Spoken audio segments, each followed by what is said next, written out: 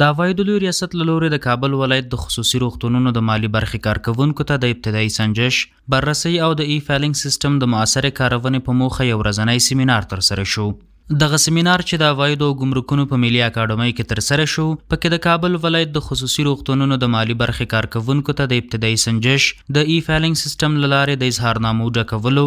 کلني بیلانس چمتو کولو، د مالیاتو تحصیل پروسو او بررسۍ په اړه بشپړ معلومات وړاندې او د ښه پوهاوي لپاره ګډونوالو ته په عملي ډول د اظهارنامو د ډکولو طریقه هم ور وښودل شوه. د روزونکو په وینا د عواید لوی ریاست د روزنیزو پروګرامونو اساسي موخه مالیه ورکوونکو ته د مالیاتي سیستمونو د سمې کارونې لارې چارې ښودل او له هغوی سره د ستونزو په حل کې مرسته کول دي. دغه ټریننګونه چې دي دا د کارمندانو لپاره نهایتاً زیات مفید دي تر څو مسلکي شي،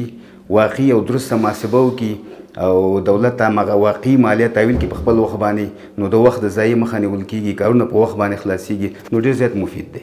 موږ د مالیې وزارت نه دا غوښتنه لرو چې همدغسې نور ټریننګونه هم د نهادونو کارمندانو ته ونیسي، خاصتا مالي کارمندانو ته چې هغوی په مالیاتو کې یو خاص تخصص ترلاسه کړي. ګډونوال په دې باور دي چې دا ډول سیمینارونه د مالیې د تصفیې په برخه کې د خصوصي روغتونونو د ستونزو په حل کې اغیزمن رول لري او د عواید لوی ریاست څخه په یاده برخه کې د لا ډېرې همکارۍ غوښتنه کوي.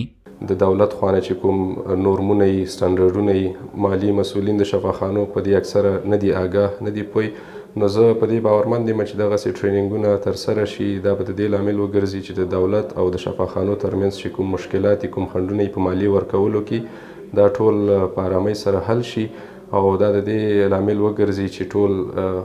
شفاخانې خپل مالی اظهارنامې د کال اظهارنامې په وخت سره ترسره کړي او په وخت سره د هغې سبمیشن وکړي، هغه ارسال کړي او بالاخره خپل مالیات په وخت سره تصفیه کړي. او زه د سیمینارونه ډېر ښه بولم او سپورټ کوم.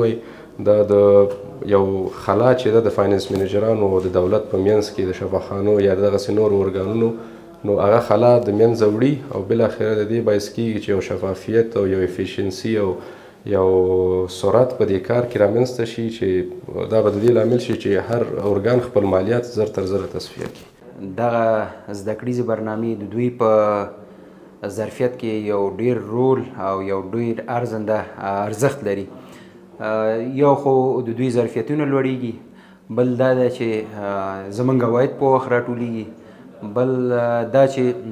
دې ته سهولتونه رامنځته کیږي. د عواید لوی ریاست هڅه کوي ترڅو ټولو مالیه ورکوونکو ته ورته روزنیز پروګرامونه برابر کړي، ترڅو ټول مالیه ورکوونکي په خپلو مالیاتي مکلفیتونو، مسؤلیتونو او د مالیې د تصفیې پر پروسو خبر او پوه شي. تر دې وړاندې د څو نورو سکتورونو د مالي برخې کارکوونکو ته ورته روزنیز پروګرامونه ترسره شوي دي.